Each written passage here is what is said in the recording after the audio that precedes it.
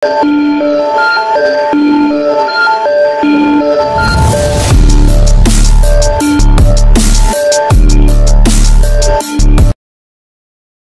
Feng agak terkejut. Markuis Qiu Jiang, yang sebelumnya enggan membuat tawaran seperti itu, akhirnya terpengaruh oleh kemampuan yang ditampilkan Luo Feng selama konfrontasinya dengan sekte bayangan hati. Pasir alam semesta dalam jumlah yang begitu besar memang sangat penting bagi Luo Feng. Jika Markuis bersedia menawarkan 1 miliar pasir alam semesta, saya secara alami setuju untuk bergabung dengan tentara Markuis, kata Luo Feng. Hahaha, bagus. Markuis Qiu Jiang mengangguk puas. Apakah Anda ingin 1 miliar pasir alam semesta ditransfer ke rekening Anda di pavilion Yan Feng, atau apakah Anda ingin itu diserahkan kepada Anda secara langsung? Berikan saja padaku secara langsung, jawab Luo Feng. Baiklah, aku secara pribadi akan mengirimkannya kepadamu dalam waktu 3 hari, janji Markuis, mengangkat cangkirnya ke Morosa di sampingnya. Ayo minum bersama.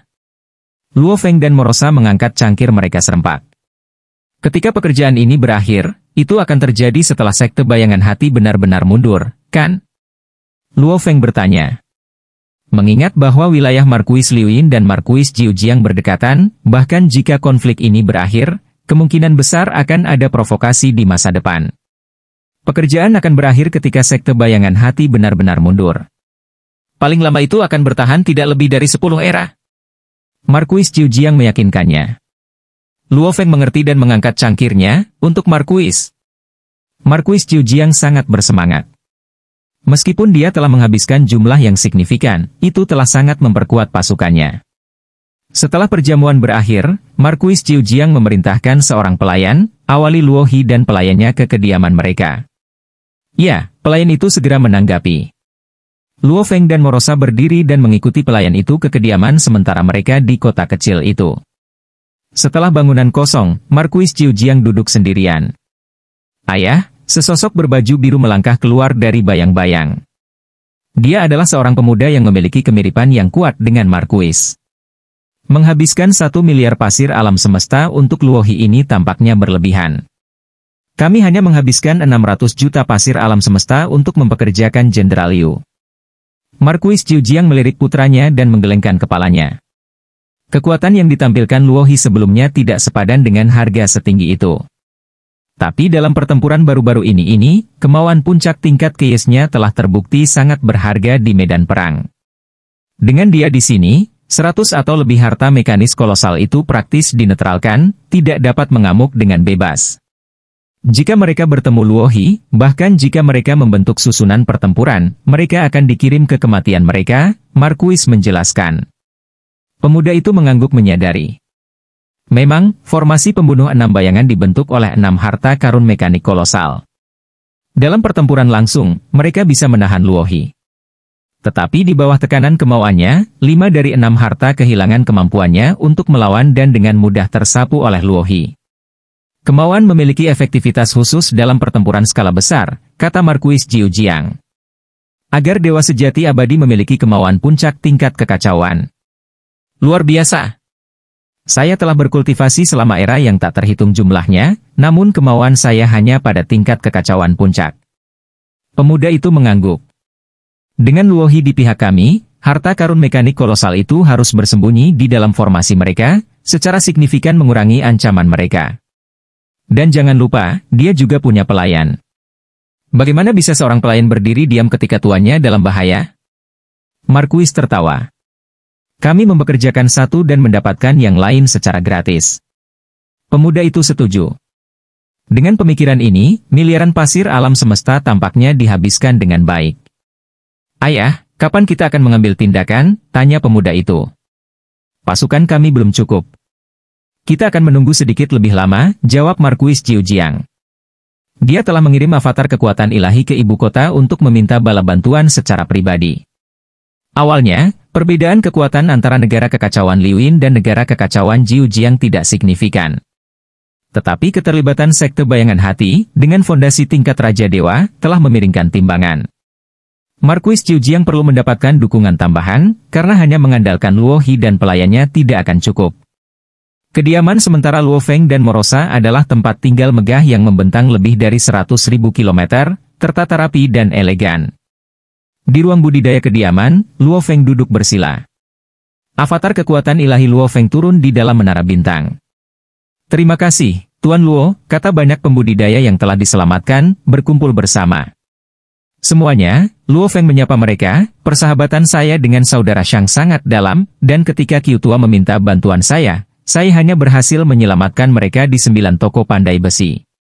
Saya tidak bisa berbuat apa-apa untuk murid lain dari sekte Tianyan. Ada banyak murid dari sekte Tianyan yang tersebar di berbagai lokasi, dan Luo Feng hanya bisa menyelamatkan mereka di 9 toko pandai besi terbesar. Untuk menyelamatkan 9 toko pandai besi di hadapan sekte bayangan hati sudah merupakan bantuan besar bagi para murid sekte Tianyan," kata Paman Qiu, makhluk hidup logam, yang tampak tersentuh, merasa bahwa Luo He telah melakukan terlalu banyak untuk mereka.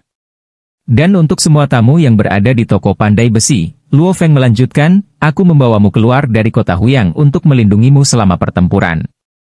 Jika kamu ingin kembali ke kota Huyang, aku akan mengirimmu kembali setelah perang berakhir. Kami tidak terburu-buru. Kami bersedia mengikutimu, Tuan Luo. Tuan Luo telah menunjukkan kebaikan yang besar kepada kami."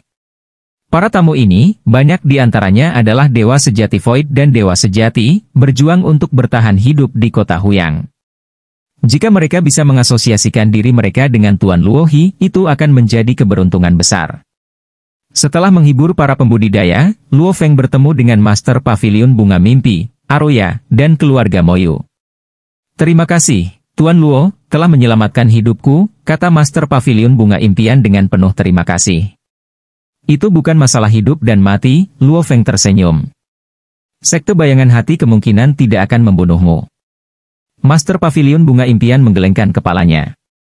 "Seseorang sepertiku, yang hanya tahu cara memainkan ilusi musik, akan kehilangan semua haraku tanpa bantuanmu. Aku bahkan mungkin telah ditangkap oleh petinggi sekte bayangan hati dan dipaksa menjadi musisi istana, atau lebih buruk lagi, mainan. Jika dia bersedia menjadi musisi atau mainan, dia tidak akan datang ke kota Huyang untuk membuka pavilion bunga impian. Banyak keluarga yang kuat lebih dari bersedia menerima musisi tingkat dewa sejati abadi. Kamu harus terus berkultivasi. Mengandalkan diri sendiri adalah satu-satunya solusi jangka panjang," saran Luo Feng. "Apakah kultivasi semudah itu?" Master Pavilion Bunga Impian menghela nafas, sementara Aroya, berdiri di sampingnya, merasa lebih rumit. Sebagai dewa sejati Void dari keluarga Chiba Fine, ilusi musiknya jauh lebih rendah dari Master Pavilion. Selama Anda terus menumpuk, Anda pada akhirnya akan mendapatkan sesuatu. "Aroya, kamu juga harus bekerja keras," kata Luo Feng sambil tersenyum saat dia melirik Aroya. "Ya," Aroya mengangguk. Luo Feng kemudian menoleh ke keluarga Moyu, Moyu Qingyan, Moyu Liewen, dan Moyu Yuchang yang hamil.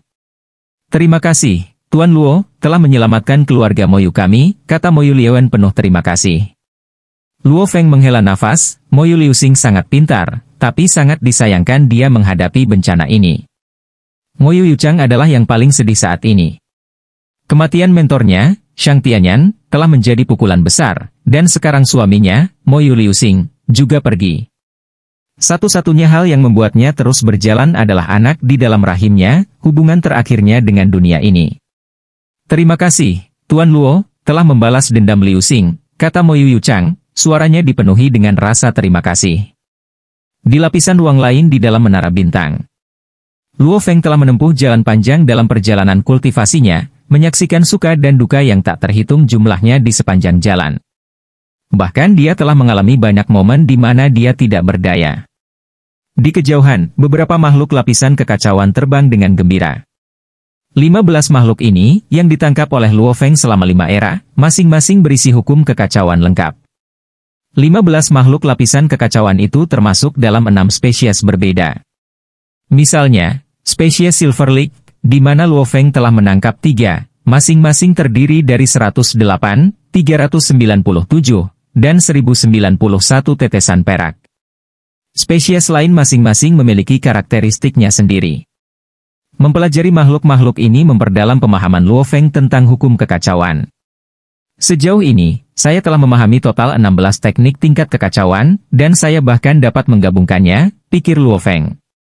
Itu seperti beberapa harta karun mekanik langka yang berisi beberapa teknik tingkat kekacauan, yang dapat digabungkan untuk meningkatkan kekuatan mereka secara signifikan. Meskipun menumpuk begitu banyak, aku masih belum memahami hukum kekacauan. Luo Feng merasakan kesulitan situasinya. Seolah-olah hukum kekacauan ada tepat di depannya, terlihat jelas, namun ketika dia mengulurkan tangan untuk menyentuhnya, mereka menghindarinya. Dia tidak bisa sepenuhnya memahaminya, selalu merasa seperti dia melewatkan sesuatu. Aku sangat dekat. Ketika saya menguasai 10 teknik tingkat kekacauan, saya merasa seperti saya hanya selangkah lagi untuk memahami hukum kekacauan. Sekarang setelah saya menguasai 16 teknik, saya masih merasa seperti saya hanya selangkah lagi. Luo Feng, dengan bakatnya yang luar biasa dan tubuh saleh yang luas, memiliki jiwa yang kuat. Dikombinasikan dengan kemauan tingkat Raja Dewanya, kecepatan pemahaman Luo Feng secara alami sangat tinggi. Meski begitu, memahami hukum kekacauan terasa melelahkan. Dia selalu merasa seperti dia hanya selangkah lagi. Selama aku terus menumpuk, aku pada akhirnya akan berhasil, pikir Luo Feng saat dia duduk bersila, fokus pada pemahamannya. Waktu berlalu dari hari ke hari. Kota Huyang secara bertahap kembali damai, meskipun Dewa Sejati Void dan Dewa Sejati Abadi di dalam kota telah dijarah secara menyeluruh, meninggalkan sekte bayangan hati dengan keuntungan yang cukup besar. Di puncak gunung tertinggi di distrik Chaos Armor, Master Sekte Bayangan Hati dan 18 tetua berkumpul, semuanya melihat ke arah rumah Tuan Kota. Master Sekte, bukankah seharusnya kita mengambil beberapa korban dan menerobos rumah Tuan Kota? Saran tetua bermata satu. Apa yang terburu-buru? Master Sekte Bayangan Hati menatap rumah Tuan Kota yang jauh. Kami telah sepenuhnya menutup rumah Tuan Kota. Mereka tidak bisa keluar dan tidak menimbulkan ancaman bagi kami. Rumah Tuan Kota adalah inti dari kota Huyang. Kota super besar ini, yang dibangun oleh generasi penguasa, adalah kota mekanik super besar yang menakutkan, kata tetua bermata satu itu. Jika seorang master formasi mengambil kendali atas kota mekanik super besar ini, mereka dapat menggunakan kekuatan yang sangat besar. Jiu Jiang Marquis kemungkinan akan mengirim master formasi ke rumah Tuan Kota. Master Sekte Bayangan Hati mengamati. Yang perlu kita lakukan adalah menunggu dengan sabar dan mencegat mereka saat mereka tiba. Dengan membiarkan rumah Tuan Kota utuh, mereka dapat mencegat bala bantuan apapun. Kami telah menyiapkan formasi besar yang benar-benar menjebak rumah Tuan Kota. Setiap master formasi yang datang untuk mendukung mereka dapat dicegat dan dibunuh. Tapi saya masih berpikir kita harus mengambil rumah Tuan Kota lebih awal. Dengan begitu, Marquis Jiu Jiang tidak akan bisa mengendalikan kota Huyang, tetua bermata satu itu berpendapat. Penatua Xinyan angkat bicara, saya setuju dengan Master Sekte. Mencegat master formasi adalah kuncinya. Setelah menyerang kota Huyang, kita harus merebut kota Suin selanjutnya. Akhirnya, kita bahkan mungkin dipaksa untuk menyerang kota Jiu Jiang. Ada 3 kota besar, dan kecil kemungkinan Marquis Jiu Jiang akan dapat mengundang lebih dari 1 master formasi teratas dari luar. Membunuh master formasi jauh lebih penting daripada mengambil rumah Tuan Kota, kata Penatua Xinyan. Tanpa master formasi, 3 kota besar tidak menimbulkan ancaman, Master Sekte Bayangan Hati menyimpulkan. Kota-kota besar disempurnakan selama beberapa generasi, dan bahkan kerajaan ilahi sebelumnya dari kerajaan Yu telah membentengi kota-kota tersebut. Dengan demikian, setiap kota besar memiliki formasi yang sangat kompleks. Semakin tinggi keterampilan master formasi, semakin banyak kekuatan yang bisa mereka gunakan dari formasi kota besar. Dalam hal potensi, itu bahkan melampaui formasi kehancuran besar, Sekte Bayangan Hati. 10 hari setelah pertempuran Luohi dengan Sekte Bayangan Hati, 2 sosok muncul entah dari mana di hutan belantara di luar kota Huyang. Kami di sini, mereka mengkonfirmasi posisi mereka dengan melihat sekeliling. Setelah hanya beberapa langkah, mereka melintasi kehampaan dan tiba di perkemahan militer Marquis Jiu Jiang. Di luar tembok kota Kem, Komandan Jiang Yuyou sudah menunggu mereka. Dewa yang terhormat, Anda akhirnya tiba. Marquis telah menunggumu, Jiang Yuyou menyapa mereka, sambil juga mengamati kedua sosok itu. Salah satunya adalah pria bertanduk satu, Jenderal Yonghu, yang baru saja berkunjung. Yang lainnya adalah seorang pria kurus yang mengenakan jubah longgar, yang reputasinya di kerajaan Yu jauh melampaui Yonghu. Jiang Yuyou memandang pria kurus itu dengan hormat. Tolong, ikuti aku, kata pria kurus itu sambil tersenyum. Suatu kehormatan untuk memimpin Jenderal Yu dan Jenderal Yong, jawab Jiang Yuyou, membawa mereka ke Markuis. Di dalam gedung utama perkemahan militer, Markuis Jiu Jiang duduk dengan santai, menyaksikan kedua sosok itu mendekat. Markuis, Jenderal Yu dan Jenderal Yong telah tiba, Jiang Yuyou mengumumkan dengan hormat. Kedua sosok itu masuk dan, setelah melihat Markuis, dengan hormat menyapanya, "Salam, Markuis." Meskipun mereka telah lama mengikuti Raja Dewa, mereka tahu betul bahwa Raja Dewa dan Master Kekacauan adalah makhluk tingkat tinggi sejati di dunia ini. Bahkan seorang Raja Dewa harus menunjukkan rasa hormat tertentu kepada Master Kekacauan ini. Dalam kerjasama mereka, Markuis Jiu Jiang dan rekan-rekannya mencari peluang dari Raja Dewa, tetapi mereka juga harus berkorban. Seorang Master Kekacauan yang rela melayani sebagai bawahan, berkomitmen penuh untuk mengikuti Raja Dewa, akan menerima dukungan kuat dari Raja Dewa itu. Tidak peduli apa, Chaos Master memiliki status yang jauh lebih tinggi daripada kita Dewa Sejati Abadi. Yonghu selalu merindukan untuk mencapai alam kekacauan, tetapi akumulasinya masih jauh dari cukup. Tolong, duduklah, kata Markuis Jiu Jiang sambil tersenyum. Dengan kalian berdua membantu dalam konflik ini melawan pasukan Liwin Markuis, segalanya akan jauh lebih mudah. Adik laki-laki saya, Yu, akan menjadi kekuatan utama. Saya di sini hanya untuk membantu, kata Jenderal Yong. Jenderal Yong cukup ingin berpartisipasi dalam berbagai konflik negara kekacauan, karena itu adalah cara yang baik untuk mengumpulkan sumber daya. Adik laki-lakinya, Jenderal Yu, berbeda, dia sulit untuk mendaftar karena dia tidak kekurangan apa-apa, dengan Raja Yu sering menganugerahkan sumber daya kepadanya. Aku masih membutuhkan perlindunganmu, kakak laki-laki, kata pria kurus itu sambil tersenyum. Ngomong-ngomong, Markuis, kamu menyebutkan akan ada sekutu kuat lainnya, seseorang bernama Luohi? Aku sudah mengirim Yuyou untuk mengundangnya, dia harus segera datang, jawab Markuis, mempertahankan nada sopan. Luohi dan pelayannya, bersama dengan Jenderal Yong dan Jenderal Yu, semuanya penting bagi Markuis Jiu Jiang. Namun, dia menempatkan nilai paling besar pada Luohi dan Jenderal Yu. Yu dan Luohi ini sama-sama memiliki potensi untuk mencapai alam kekacauan. Markuis tahu bahwa keduanya mungkin tetap terjebak di kemacetan untuk waktu yang lama, tetapi mereka kemungkinan akan menjadi makhluk dengan level yang sama dengan dirinya di masa depan. Jenderal Yu dan Jenderal Yonghu? Luo Feng dan Morosa tiba bersama untuk perjamuan. Jenderal Yu saat ini adalah dewa sejati abadi terkuat di kerajaan Yu, jelas Jiang Yuyou. Yang paling luar biasa adalah Jenderal Yu memiliki tubuh ilahi biasa. Dia mengolah jalan hukum, dan dengan tubuh ilahinya yang biasa-biasa saja dikombinasikan dengan akumulasi yang luar biasa di wilayahnya, dia bahkan melampaui Jenderal Yonghu. Jiang Yuyou melanjutkan, Jenderal Yu sangat terampil dalam formasi. Begitu formasi disiapkan, setiap dewa sejati abadi yang masuk ke dalamnya akan merasa mustahil untuk melarikan diri. Di kerajaan Yu, master formasi terbesar di bawah alam kekacauan adalah Jenderal Yu. Jiang Yuyou menambahkan dengan kagum. Markuis telah menyebutkan bahwa dengan akumulasi Jenderal Yu, hampir pasti dia akan mencapai alam kekacauan. Luo Feng mendengarkan dengan kagum. Benua asal sangat luas, dan memang ada banyak makhluk luar biasa. Jenderal Yu, seperti Sui Yun, memiliki tubuh dewa biasa, tetapi kekuatannya bahkan lebih besar, membuatnya sangat dihargai oleh Raja Dewa. Sangat mengesankan bahwa seseorang tanpa tubuh ilahi tak terbatas dapat menjadi dewa sejati abadi terkuat di kerajaan Yu, tambah Morosa. Jiang Yuyou melirik Luo Feng dan tersenyum, itu hanya di kerajaan Yu. Di dua kerajaan kuno yang besar. Dewa sejati abadi yang paling menonjol tidak diragukan lagi akan memiliki tubuh ilahi tak terbatas. Dewa sejati abadi yang paling menonjol di benua asal tidak memiliki kelemahan. Luo Feng, setelah melampaui batas sejarah dalam tubuh ilahi dan kemauannya, adalah salah satu makhluk seperti itu. Ketika tamu gunung duduk mengetahui hal ini, dia percaya bahwa balas dendam ada dalam jangkauan. Markuis, Luo Feng dan pelayannya memasuki gedung. Silakan duduk, kata Markuis Jiu Jiang sambil tersenyum.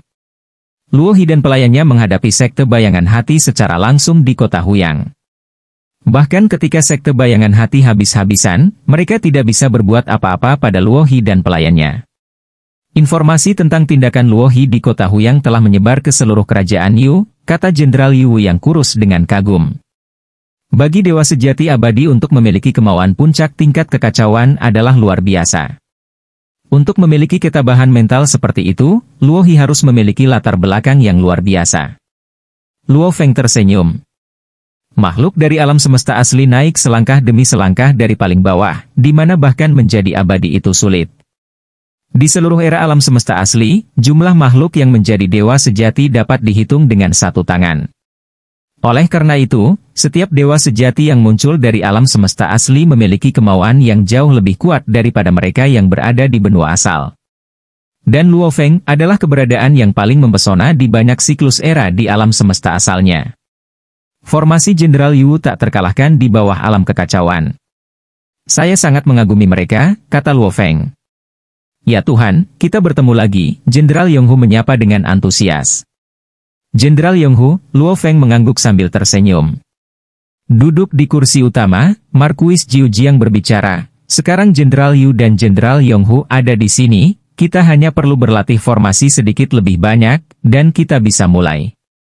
Kami siap mengikuti perintahmu, kata Jenderal Yu, Jenderal Yonghu, dan Luo Feng dan pelayannya. Formasi luas yang diselimuti kabut menyebar ke seluruh area. Yu duduk di tengah formasi, dikelilingi oleh 6 makhluk boneka saat dia mengendalikan seluruh formasi. Di garis depan formasi berdiri Luo Feng dan Morosa, dikelilingi oleh aliran air tak berujung dengan aura yang menakutkan. Luo Hishenjun, kamu dan pelayanmu adalah yang terkuat. Ketika kami menghadapi musuh yang kuat, Anda akan menjadi orang yang akan menghadapinya, suara lembut Yu mencapai telinga Luo Feng dan Morosa. Dimengerti, Luo Feng mengangguk. Setelah menerima 1 miliar pasir alam semesta, dia secara alami harus melakukan bagiannya. Yonghu, jika kamu bertemu lawan yang tangguh, kamu harus menahan mereka, Yu berkomunikasi. Dimengerti, Jenderal Yonghu mengangguk. Dia memiliki tubuh ilahi tak terbatas dan warisan tingkat Dewa Raja. Meskipun dia tidak bisa mengalahkan Sui Yun, kekuatan tempur dan ketahanan tubuh ilahinya melampaui Sui Yun. Dalam hal alam, dia telah menguasai beberapa teknik tingkat kekacauan, meskipun mereka lebih kasar daripada Sui Yun. Tubuh ilahi tak terbatas memungkinkan Jenderal Yonghu untuk menahan banyak bahaya, membuatnya bersedia mengambil berbagai tugas tentara bayaran. Dia tidak punya pilihan, karena sumber daya yang diberikan kepadanya oleh Raja Dewa terbatas, dan dia harus bekerja keras untuk mendapatkan lebih banyak. Jenderal dan Komandan, ikuti saja instruksi saya ketika saatnya tiba. Mari kita praktikkan 6 metode kerjasama yang berbeda terlebih dahulu. Yu berkomunikasi dengan lebih dari 3.000 dewa sejati abadi dalam formasi. Kali ini, Markuis Jiu Jiang telah memobilisasi lebih dari 95% dewa sejati abadi dari negara kekacauan Jiu Jiang. Pertempuran ini harus dimenangkan. Jiu Jiang Markuis tidak hanya mengirim avatar kekuatan ilahi, tetapi tubuh aslinya juga telah tiba. Bahkan jika mereka kalah, dia perlu melindungi bawahannya. Dimengerti, 3.000 dewa sejati abadi, memimpin pasukan mereka, membentuk harta mekanik yang besar. Awalnya tersebar, mereka secara alami menggabungkan kekuatan mereka dalam formasi Jenderal Yu. Kombinasi dari banyak harta mekanis menciptakan kekuatan yang menakutkan, meningkatkan kepercayaan diri para dewa sejati abadi. Mengesankan. Luo Feng juga menyaksikan kekuatan seorang master formasi. Mempekerjakan master formasi ini sepadan. Di perkemahan militer, Markuis Jiu Jiang menyaksikan dari jauh dan mengangguk sedikit, seorang master formasi dapat menyatukan seluruh pasukan, menggandakan kekuatan mereka. Master formasi ini menelan biaya 600 juta pasir alam semesta. Jenderal Yonghu menelan biaya 200 juta pasir alam semesta. Luo Hishenjun adalah yang paling mahal. Luo Hishenjun dapat mengintimidasi banyak dewa sejati abadi di sisi lain. Markuis Jiu Jiang tahu bahwa di medan perang, barisan depan yang menakutkan dapat memberikan dukungan yang luar biasa. Pertempuran ini adalah milikku untuk dimenangkan. Markuis Jiu Jiang merasa percaya diri, tetapi kemudian mengerutkan kening. Tapi kali ini, aku menghabiskan total 1 miliar 800 juta pasir alam semesta, sementara Liuin Markuis mungkin hanya berjanji. Liuin Markuis telah membuat janji kepada Sekte Bayangan Hati, tetapi bahkan jika mereka kalah, dia tidak perlu membayar apapun. Janji kosong telah mendorong Sekte Bayangan Hati untuk bertarung mati-matian. Jika saya menangkis mereka kali ini, bagaimana dengan lain kali? Markuis Zhu Jiang merenungkan masa depan. Dengan wilayah tetangga, kedua markuise pasti akan bentrok berulang kali. Mari kita lihat apakah kita bisa menang kali ini dulu. Markuis Zhu Jiang menoleh ke formasi Wu. Jika mereka menang kali ini, Markuis Zhu Jiang akan mendapatkan keuntungan yang signifikan, dan Liwin Markuis akan dipaksa untuk mengundang lebih banyak kekuatan eksternal untuk mengikuti. Pada saat itu, Markuis Zhu Jiang tidak perlu khawatir tentang sekte bayangan hati. Luo Feng berdiri di dalam formasi, dengan tenang menyesuaikan diri dengan pengaturan. Dia tidak akan bergabung sampai pertempuran yang sebenarnya. Jiang Yuyo mendekati Luo Feng. Ya Tuhan, kediaman Anda dan Morosa sudah siap. Pimpin jalan, kata Luo Feng. Morosa mengikuti dengan tenang. Jiang Yuyo memimpin mereka melalui formasi.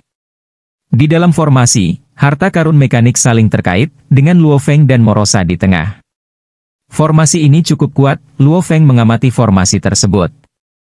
Aura formasi itu berat dan menindas, dan bahkan mengandung kekuatan kemauan. Di bawah komando Jenderal Yu, formasi ini dapat mencapai sekitar 70% dari kekuatan sebenarnya, kata Jiang Yuyo dengan bangga. Untuk melepaskan 70% kekuatan Jenderal Yu dalam pertempuran skala besar sudah mengesankan, kata Luo Feng. Itu memang luar biasa. Seorang master formasi dapat sangat meningkatkan kekuatan pasukan, terutama ketika formasi memperkuat efek dari berbagai teknik dewa sejati abadi. Dalam pertempuran skala besar, penggunaan formasi yang tepat dapat memiringkan keseimbangan dengan tegas. Ini kediamanmu, Jiang Yuyo akhirnya berhenti di depan sebuah istana besar. Ini akan berhasil, kata Luo Feng.